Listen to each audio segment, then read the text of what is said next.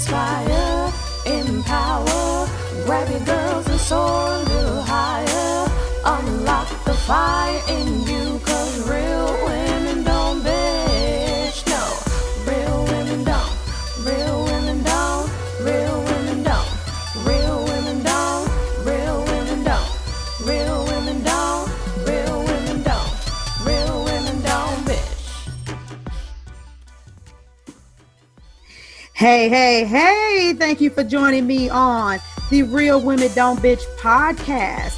This is your proud host, August Crenshaw, aka Mrs. Raw, Real, and Relentless. I am the #1 advanced mental conditioning specialist for entrepreneurs because building mental muscle is necessary in order to implement successful business strategies. This show has been created for the woman who is not excuse-driven and needs help building a profitable business. I will be interviewing women from various fields who are willing to break the silence on struggles that specifically affect female entrepreneurs. Welcome to a show where I and guest speakers from time to time share our methods that help us beast our business no matter what is going on in our lives. Whether you are an online or brick and mortar business owner, this show is for you. We will hit every angle, personal, professional, and spiritual. Why? Because on any given day, you get hit with shit from a scenario involving one, more, or perhaps all of the above. It all impacts you and your mindset towards your business. I have made it my personal mission to provide a space where we dive deep into the BS we face on a day-to-day basis. Good morning, beautiful. Nice to check in with you today. Oh, let's talk about expansion, growing, partnerships, collaboration.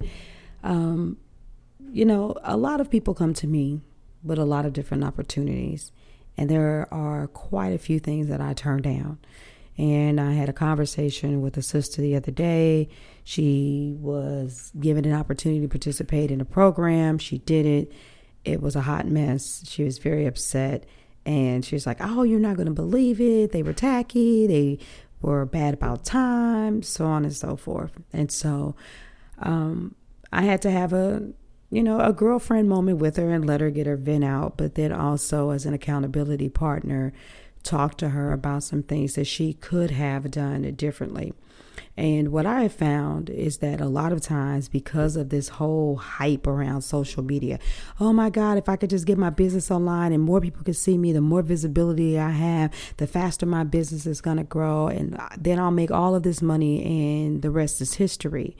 And just like they say, all money ain't good money, all attention ain't good attention.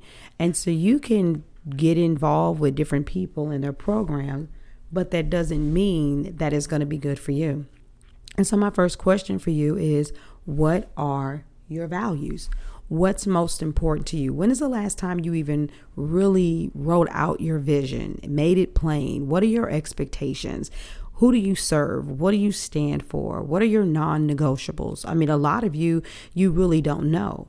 So for instance, like podcasting, I remember my first coach was like, hey, you need to be more visible, use other people's platforms, get on as many podcasts as you can.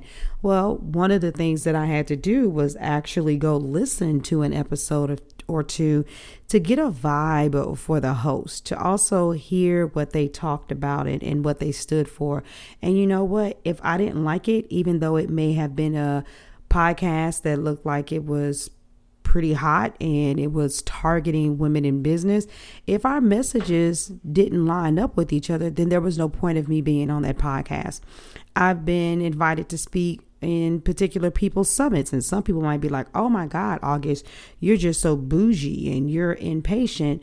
But when I look at your presentation and you can't even tell me who your ideal client is, even if you're fumbling through the words, but you're just like, I'm talking about somebody's like, I'm trying to reach everybody, any and everybody, and it's going to be this person and that person. When you have no clarity, Yeah, I may hit or miss somebody signing up for what I have to offer, but if you don't have any clarity in what you're presenting, then you don't have any clarity in who you're selecting, which means that I may be in the midst of several people that I have nothing in common with. We don't have the same goals. They may be more gimmicky and more aggressive versus me being more passionate and aggressive. So I haven't said yes to everything. And it's not even just about the vision, it's about my characteristics. I am a time fanatic. I love things done decent and in order. You don't necessarily have to do things as structured and as timely as I do. But if a person is like, oh my God, I want you to be a part of my event, and we have to reschedule my interview 4 or 5 times because you're unavailable and you're very casual about it because, oh my, this came up, that came up, then my time doesn't feel like it's as important to you. If I have to struggle to get information from you in order to be able to properly promote, those are the kind of things that are pet peeves for me.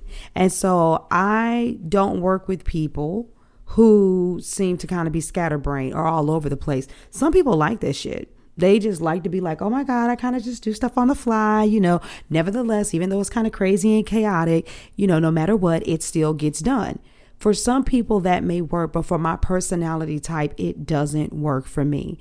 And so a lot of you are so bent out of shape about being connected and being visible that you don't understand that it's to your detriment.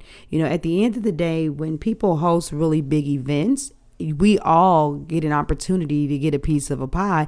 But most people who sign up for like summits and listen in on podcasts and stuff like that, they are already loyal to the people that are hosting, and they're loyal to the people they opted in for. So if somebody invites me to an event, my whole crew may go and opt in because they want to hear my segment. But the probability is very slim that they may opt into someone else's stuff if it is a similar product, because what they're thinking is, oh, no. If I'm going to get that, I might as well just get it from August. And so you want to really look at what you're doing. You want to collaborate with like-minded entrepreneurs, with individuals that offer complementary products. You also want to work with people that you feel like they will endorse you. Have you ever really thought about that? Some of these events that you guys sign up to participate in, you're kind of just like this lone wolf. And the only thing that person that's facilitating the event cares about is the fact that you will draw more attention and eyes to them. Now, some of you may not care about that. I care about that. And I also, when I promote programs, I make sure that I let my people stand out. That's something that's important to me. I like to showcase the people who make my event what it is. And so that means that I promote my speakers. I put them all up and down my platform.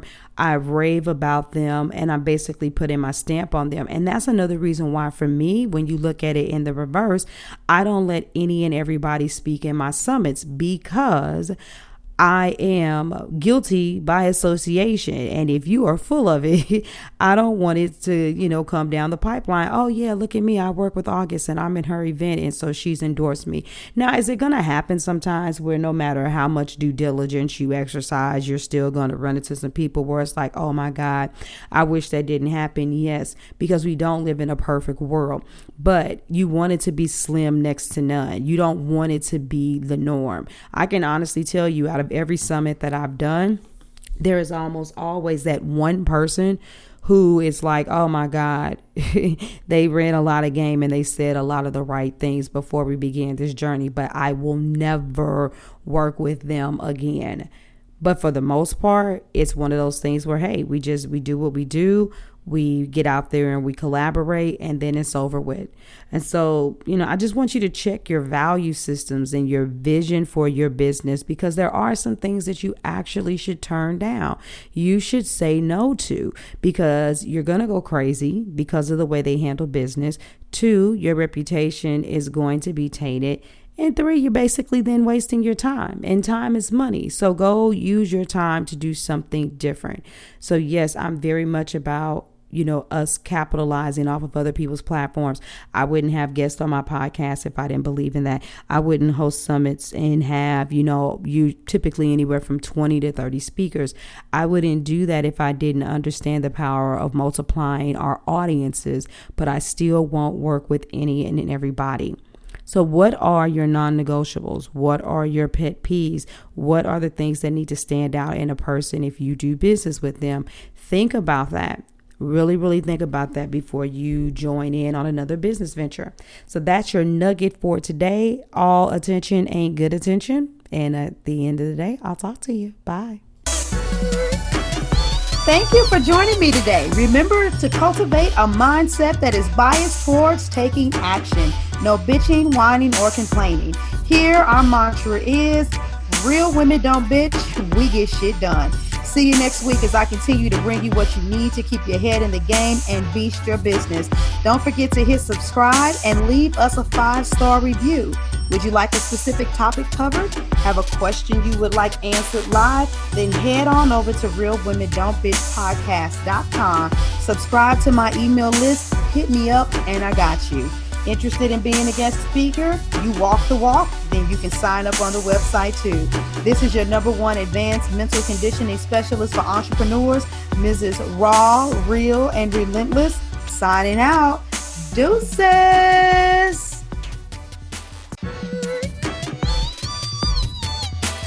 Inspire, empower, grab your girls and soar a little higher. Unlock the fire in you.